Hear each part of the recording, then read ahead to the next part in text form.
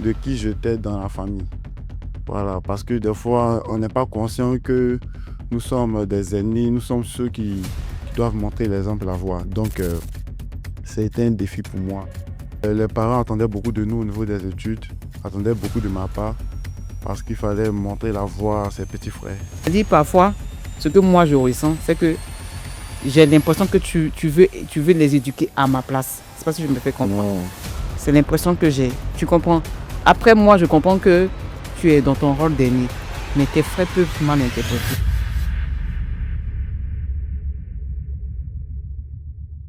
Bonjour, bienvenue dans le salon de maman. Donc, je suis Florence Adon, la maman de Yohan Ruben ici présent, qui est mon invité avec lequel on va aborder la thématique sur le droit d'aînesse, être l'aîné vu par un ado, un post-ado, surtout en Afrique, les challenges qui sont liés à le droit d'aînesse. Et voilà. Alors, Yohan, en tant que frère aîné, il y a forcément des challenges que tu as traversés jusqu'aujourd'hui, dont j'ai été témoin. J'aimerais bien qu'on échange sur ça. Dis-moi, à quel moment tu t'es senti dans l'obligation de poser des actes?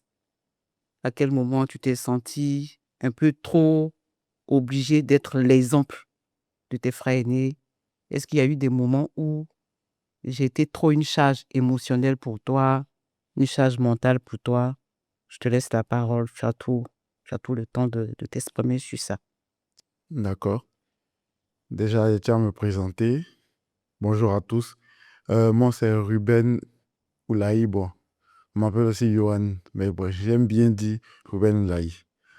Alors, comme ma mère a dit, elle m'a posé cette question. Bon, déjà, cette pression est pas venue d'abord au niveau des études, parce que les parents attendaient beaucoup de nous au niveau des études, attendaient beaucoup de ma part, parce qu'il fallait montrer la voie à ses petits frères.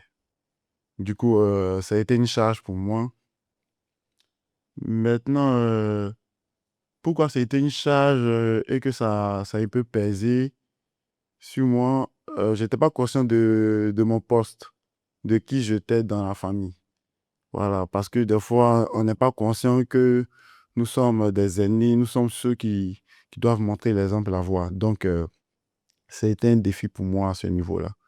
Mais je pense que par la grâce de Dieu, avec l'évolution dans la vie, et puis bon, apprendre des leçons de la vie a permis à ce que je puisse comprendre l'enjeu, comprendre qui je suis au sein de ma famille, et puis bon, voilà, on continue toujours d'apprendre et puis de montrer la voie. Ok, super. Maintenant, dans la gestion de tes petits frères, j'ai été plusieurs fois témoin de quelques conflits où je le dis parce que moi, je suis l'exemple palpable. C'est vrai que je ne suis pas l'aîné de ma famille, tu le sais, mais j'ai vécu j'ai vécu comment je peux dire ça? J'ai vécu des événements avec mon aîné où parfois j'ai eu l'impression qu'elle voulait prendre des décisions pour moi. Donc, en tant que petite sœur, franchement, ça m'a créé des blessures. Et est-ce qu'il t'arrive dans la gestion de tes petits frères de prendre ma place, bien du moins la place de ton père et de ta mère, c'est-à-dire de moi et de ton papa, sans t'en rendre compte? Ou soit est-ce que c'est parce que tu as l'impression que nous sommes démissionnaires que tu prends cette responsabilité-là? Je veux bien comprendre. Bon, déjà, moi, ça dépend. Et bon, je peux faire des erreurs dans ma manière de faire avec eux. Mes petits frères, ce sont mes gars, ce sont mes frères. Donc, on se cachait, on se dit tout. Dernièrement, même, David, il disait pourquoi moi je suis né au premier. Ok. Et lui a dit, tu n'as rien vu encore. Ce n'est que le début, c'est Dieu qui a fait. Donc, je comprends pourquoi je suis l'aîné. Bon, des fois, ça va dépendre des Les événements, circonstances, des événements des circonstances, c'est ça? Voilà. Moi, comme je l'ai dit, on apprend toujours dans la manière de faire avec eux. Mm. Mais ce qui est un peu courant, c'est que le fait que nous sommes tellement proches, on a grandi ensemble, on lave nos sous-vêtements ensemble et tout ça, permet qu'il y a trop d'affinités et le droit d'aînesse n'est pas respecté. Donc, je refuse d'être un Ésaü plutôt dans la Bible qui a, Voilà, donc qui n'a pas su Qui a vendu son respecter, droit honorer d'aînesse. ça. Donc, des fois, je suis obligé Un peu trop dur. d'être le don frère, d'être là, de serrer un peu le visage, voilà, Ah, de faire les choses de serrer le comme il se visage. doit. Voilà. Donc, D'accord. ça dépend. Sinon, sont mes petits frères, je les aime et puis voilà. Ok. Maintenant, j'ai une autre question qui peut-être va te paraître un peu bizarre. Est-ce qu'il y a eu des fois, ça j'insiste dessus, où tu as eu l'impression que moi, surtout moi, j'insiste sur moi, d'être un peu trop regardante sur ta manière de te comporter, surtout avec les vies qui te suivent directement?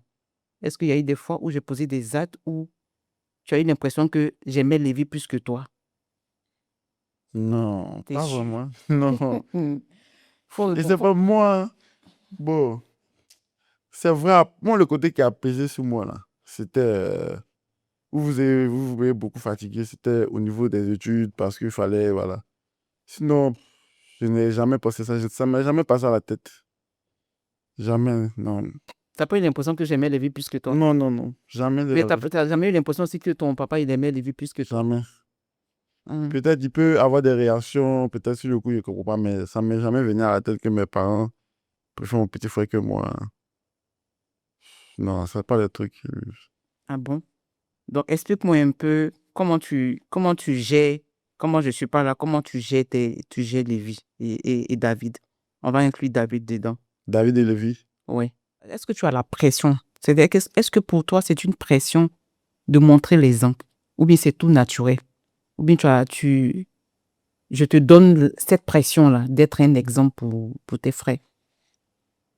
Bon, pour la pression, ça dépend de... Je sais que c'est une pression pour C'est toi. Oui, c'est une pression pour toi. bon, oui, mais pas vraiment en fait. Parce que ça dépend de comment tu la vois venir vers toi en fait. Hum, C'est l'autre charge de l'aîné. Voilà, si tu n'es pas conscient de qui tu es, ça va être une pression où tu en as marre, tu vas hum, trouver que les parents sont sur ton dos et sur toi.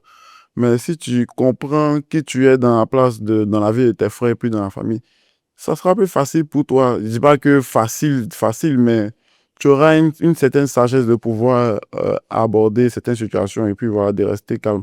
Même si, bon, d'être l'être humain de nature, voilà, est un peu stressé vis-à-vis des situations. Donc, voilà, ça va venir naturellement. Mais si tu es conscient de qui tu es, ça sera plus facile. Ça sera plus facile.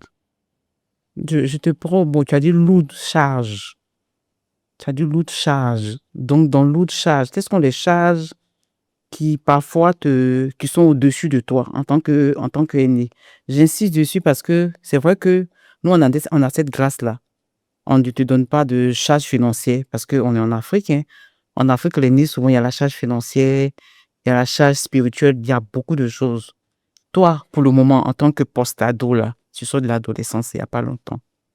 Quelles sont les charges? Quelles sont dans ta lourde charge là? Qu'est-ce qui te pèse? Qu'est-ce que souvent tu n'as même pas envie de faire? Que tu as l'impression que c'est nous qui te donnons cette charge-là, par exemple, si on peut dire ça comme ça. Bon, la lutte charge en question, bon, je veux dire que ça dépend des réalités des familles. On parle de nous. Mais nous, pour nous, par exemple, bon, si on veut prendre ce sens, bon, c'est d'être un exemple au niveau dans la société, voilà, pour mes petits frères, d'être un exemple au niveau scolaire et tout ça. Mm. Donc, je pense que ça, c'est une autre charge. Il faut savoir montrer la voie sur ce volet-là. Donc, c'est une autre charge. Maintenant, après, bon, j'ai envie de dire que euh, on continue d'apprendre pour pouvoir être expérimenté parce que la lourde charge en question, elle va aussi du volet de la foi aussi. Mm. Voilà. Être un De- exemple. Être un exemple aussi de la foi, de certaines croyances, Toi, comme enfant chrétien, effectivement. Donc, voilà. Bon, sinon, bon, il n'y a pas vraiment de pression, mais bon. d'accord. Est-ce qu'il y a eu des fois où tu m'as senti démissionner, moi et ton père, de tes frères? Et je me souviens qu'une fois, tu avais laissé ton petit frère seul à la maison. Et puis, c'est pas bien passé. Bon, ce jour-là. Parler de cet épisode, comment Oh, tu t'es senti. comme Là, si tu veux, on considère que tu ne me parles même pas à moi en tant que maman. bon, ce jour-là, Parle, vraiment. confie-toi, dis comment tu t'es senti et tout ça, quoi. Non, non, vous avez. On a fait quoi? Ça, c'est un piège. C'est un piège. Comment tu t'es senti? Explique-moi, C'est un dis-moi. piège. Bon, Comme ça, je vais tenir compte de ça pour faire attention la prochaine fois si éventuellement ça devrait arriver. Je prie que ça n'arrive pas, mais bon, voilà. bon, déjà, bon. C'est vrai que c'était une erreur de ma part. Mais bon.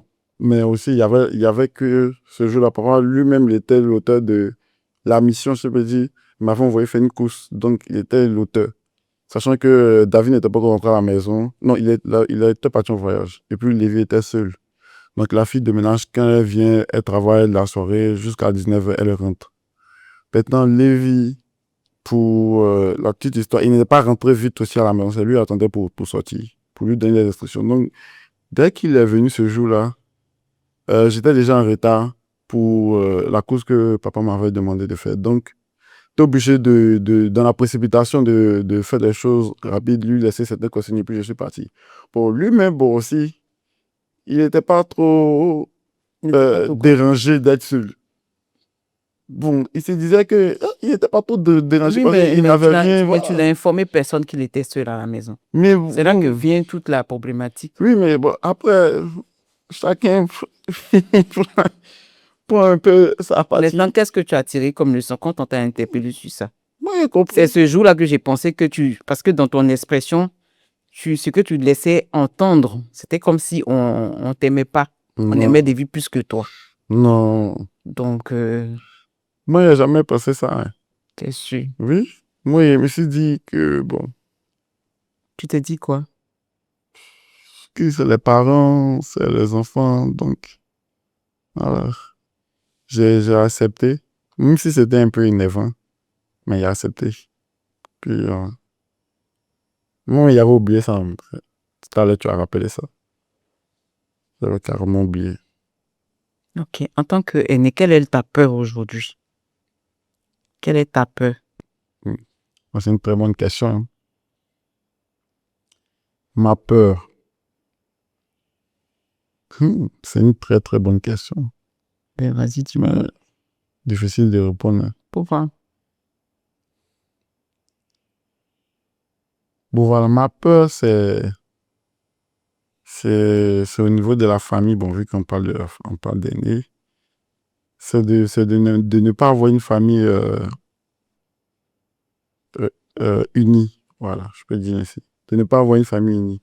C'est-à-dire, après, plus tard, tel est là-bas, moi, je suis de l'autre côté, Lévi est là-bas, on n'est plus trop ensemble. Voilà, ça, c'est ma peur. Je veux pas que notre famille soit comme ça.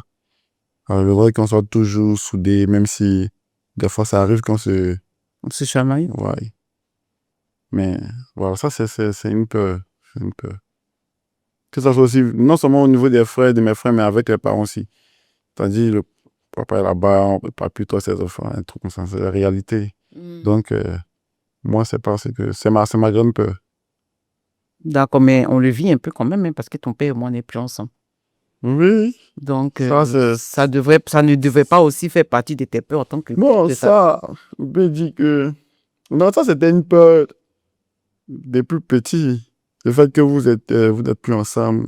Voilà, mais je pense que par la grâce de Dieu, on a dû accepter, faire avec et puis avancer. C'est Donc, ça. c'est ce qui a fait que bon. Et puis, on essaie de trouver aussi de juste milieu pour que chacun, on soit des coparents exemplaires, on va dire ça comme ça. Maintenant, de façon personnelle, quelle est ta peur? Là, tu as parlé de tes frères, tu as parlé de moi, de ton père. Moi, de tout ça. manière De façon personnelle, personnelle, quelle est ta peur en tant que... Mais toujours en tant qu'aîné, hein? toujours en tant Parce que... que oui, bien sûr, j'insiste dessus parce que forcément, quand tu es entre tes amis, il y a tes frères qui te regardent. Quand tu es à l'église, il y a tes frères qui te regardent. Donc, c'est une étiquette qui te colle, qu'on le veuille ou pas. Quelle est ta peur personnelle? Est-ce que c'est la peur d'échouer dans la vie professionnelle? Aujourd'hui, tu as fait grâce. Tu es en train d'évoluer tout doucement. Tu es allé là aujourd'hui. Voilà quoi. Est-ce que même avant d'arriver à l'ENA, c'était quoi? Qu'est-ce qui te faisait flipper? Parce que nous, on t'a vu un peu comment ton parcours c'était un peu difficile, tu avais vraiment peur. Est-ce que cette peur-là, ça continue aujourd'hui? Bon, non, pas vraiment. Là, actuellement, un peu stable parce que, bon, moi, je suis un enfant de la foi. C'est- Donc, je me dis que tout est entre les mains de Dieu. Mhm. Au départ, à chaque évolution, bon, on a toujours peur parce que je me demande si on fait le bon choix ou bien si ça va marcher et tout ça. Mhm. Donc, pour chaque projet dans lequel on se lançait ou que les parents nous avaient demandé à ce que je participe, voilà. J'avais peur de ne pas être à la hauteur. Voilà. Donc, je peux dire que ma peur personnelle, c'est de ne pas être à la hauteur. De, Ok. voilà, voilà. Je pense que c'est ça, hein, ma peur personnelle. C'est de ne pas être à la hauteur de tout ce qu'on attend de moi. Ok. Donc, du coup, c'est comme si tu avais un peu le syndrome du sauveur. Est-ce que c'est comme ça que tu te sens, le syndrome du Ouais, sauveur? le syndrome du sauveur. Vraiment, honnêtement, je me vois toujours comme ça. Ah ouais? Je me vois comme le sauveur. Non, Après, on va poser des questions pas à tes petits frères pour voir si est-ce que eux, ça les embête pas aussi. d'être le sauveur. Non. Oui, c'est ça, que tu sois trop le sauveur, parce que souvent, on n'a pas envie d'être sauvé. Bon, en réalité, même, ça dépend dans quelle circonstance je suis le sauveur. Mm. Bon, le vrai sauveur, actuellement, c'est les parents qui sauvent. Mm. C'est vous, toi et puis papa. Mais bon, moi, je pense que ça va intervenir dans certaines situations. Je sauve. Quand ils sont punis, c'est moi qui les sauve. Ok. Quand ils sont, voilà, faut pas parler à papa pour certaines choses. Voilà, je les sauve. Si papa n'est pas disponible pour faire une course, Mm. qui peut les accompagner? C'est moi donc que j'interviens dans ces genre de situations-là. Donc je pense que plus tard aussi, dans notre marche, je vais intervenir encore. Là où les parents ne peuvent pas, peut-être l'aîné peut arriver là-bas. Ok. Bon, on a vraiment beaucoup discuté. Comme c'est pour une première fois, je vais te poser une dernière question. Est-ce que tu penses que tu dois être un père pour tes aînés? Un peu pour mes amis. Oui, Pour mes amis. oui. Et pour tes petits frères plutôt. Voilà, je suis pour mes C'est ce que petits je frères. raconte, oui. Un, En tant qu'aîné, quoi, est-ce que un tu père. dois être un père pour... Tu penses être un père? Est-ce que tu penses ça? Hmm, Parce que souvent, tu t'oublies un peu façon. Hein. ça dépend, mais c'est comment vous me voyez. Comme la scène au supermarché Qu'est-ce qui s'est passé? où Johan et David, ils tentent de prendre Oui, des trucs dans le panier. Et tu as comme ça dit, non, faut pas prendre, il n'y a pas l'argent. C'est pas toi qui payais. oui, mais je veux leur faire comprendre qu'il faut, des fois, ne pas un peu trop demander aux parents, quoi. Non. Mais moi, vous n'avez pas trop Cette demandé. partie-là, je suis pas Mais d'accord est-ce avec que moi, toi. vous avez demandé, oui, Mais ça, c'est toi, ta mais relation oui, avec tes mais parents. peut-être, c'est Chaque comme... parent a sa Oui, mais ils relation. n'ont qu'à apprendre à se connaître plus. Ah, mon fils, je suis pas d'accord avec toi. Bon, c'est Donc, vrai c'est ça que... le syndrome du sauveur. Il y a des fois, Non, parce qu'il y a le côté négatif aussi. Hein. mais je ne me prends pas trop comme le père. Ça, c'est mieux. Je C'est me mieux prends trop comme le parce père. que je t'explique un fait. C'est-à-dire, parfois, ce que moi, je ressens, c'est que j'ai l'impression que tu veux les éduquer à ma place. C'est pas si je me fais comprendre. Non. C'est l'impression que j'ai. Tu comprends? Après, moi, je comprends que tu es dans ton rôle d'aîné. Mais tes frères peuvent mal interpréter. Et puis, ça peut... Mais il y a Je aussi... t'ai donné la dernière fois quand on discutait de tout et de rien, je t'expliquais un peu que il y a des frères, comme tu l'as dit, là, tu as peur de ne pas, aujourd'hui, que ton frère soit à gauche et toi à droite, moi à côté, tout ça. Mais ça vient de ça. Parce qu'il y a des frères cadets qui ne gèrent pas bien ce rôle d'aîné là vis-à-vis de leur frère aîné. Est-ce que tu me suis? Mhm. Donc voilà, donc du coup, pour répondre à ma question, il y a des fois, tu joues le rôle de père, tu penses être le père. Bon, peut-être, dans ma gestion de faire ma maladresse, on peut dire que vous voyez ça comme ça. Sinon, moi, je ne me suis pas vu comme ça. Maintenant aussi, bon, ça dépend de la position dans laquelle vous me mettez. Donc, Ça aussi, c'est pas faux. voilà, quand on me met dans une position, faut gérer la part des petits frères, faut gérer la part des Ouais, petits frères. c'est pas faux. Du coup, je suis obligé on dit de gérer Faut un petit pas, frère. toi Donc, aussi, quand on va t'envoyer, souvent, si tu abuses, mon fils. bon, c'est ça, gérer tes petits frères là. C'est ça, Ah, c'est ça. Donc, on est obligé de prendre, bon, on prend, c'est pas comme si de manière volontaire, peut-être de manière, par la maladresse, on le fait. Voilà, mais ouais, bon. d'accord. On Est-ce que apprend. tu as quelque chose à dire, à me dire? C'est-à-dire que c'est vrai que c'est moi qui t'ai invité. Après, toi, il y aura d'autres invités. Après, ils vont jouer, voir si ça sera avec le maman ou pas. Ben, on verra bien. Mais est-ce que tu as quelque chose à me dire? Est-ce que tu souhaiterais me dire quelque chose de façon comment je te gère? On va laisser tes petits frères. Comment je te gère vis-à-vis de tes frères et puis en ton nom d'eux. Est-ce que tu as quelque chose à me dire de façon personnelle? Bon, déjà, je tiens à bénir le nom du Seigneur pour ma maman, pour la mère que tu es, que Dieu te bénisse Amen. pour tout ce que tu fais pour moi et mes frères. Bon, pour moi, maintenant, personnellement, je peux dire, tu m'as toujours montré la réalité. Tu ne m'as pas montré un filtre, des choses qui ne sont pas. Tu as toujours montré la réalité des choses. Depuis petit, quand tu étais avec papa, toi, chez les grands-parents et tout ça, tu as toujours montré, voici la situation. Donc, ça m'a permis d'être très vite conscient de certaines choses dans la vie. Donc, jusqu'à aujourd'hui encore, on a toujours sur le cas, sur certains cas dans lesquels je dois être conscient de la réalité et puis me préparer à ça. Donc, je bénis Dieu pour ça. Puis bon, la motivation aussi dans mes activités, dans des choses que je veux entreprendre ou que je fais au niveau de l'école, au niveau de... Bon, on n'a jamais trop parlé, bon, on passe dessus Tu quoi? sur les réactions amoureuses et tout ça. Bon. Mais tu as commencé, tu n'as pas terminé. Tu m'as présenté une fille d'abord. Mais bon, Elle a disparu. oh, Petit. oh. Bien En fait. tout cas, passons. Bon, en tout cas, On passe on pas parle dessus, pas, tu as commencé, on va terminer. mais je veux dire que c'est quelque chose qu'on parle Donc, pas tu beaucoup. me présentes une autre quand. Non, Et ça sera la dernière. non, moi, il faut pas, c'est pas pour essayer. Tant mec a dit, oh, Ah, que d'aller. d'aller doucement, non? Ouais, donc, Ah, ok. Moi, j'estime que, bon, pour rebondir sur ce que tu as dit, j'estime qu'on va, voilà, on va à ton rythme et puis au rythme que je veux pour ta vie. Après, bon, je peux me tromper, hein. Mais là, on est dans ta priorité, c'est les études, c'est bien terminer l'INA. Maintenant, après, si tu me présentes une fille, mais voilà, elle sera bienvenue. Mais ma prière, comme je te l'ai dit, j'insiste dessus, c'est que tu vas me présenter là. C'est pour le meilleur, pour le pire. Donc, mais ça peut dépendre. Hein. on va doucement, doucement. Peut-être après les amis. Hein? C'est C'est quoi qui peut dépendre? On sait pas. Faut pas. En tout cas, tout est dans les mains de Dieu. Donc, c'est ça que je dit, c'est dans les mains de Dieu. Mais si une fois qu'elle atterrit devant moi, on est lancé jusqu'à la mort. D'accord. Donc, prends ton temps. C'est bon? Ah, c'est bon, c'est bon. Ok. Donc, c'était le salon de maman. Aujourd'hui, j'ai eu pour inviter mon fils, Johan Ruben. C'est un plaisir d'échanger avec lui. Merci de nous avoir suivis, d'avoir discuté avec nous la thématique sur le droit des naisses en Afrique et partout, pourquoi pas.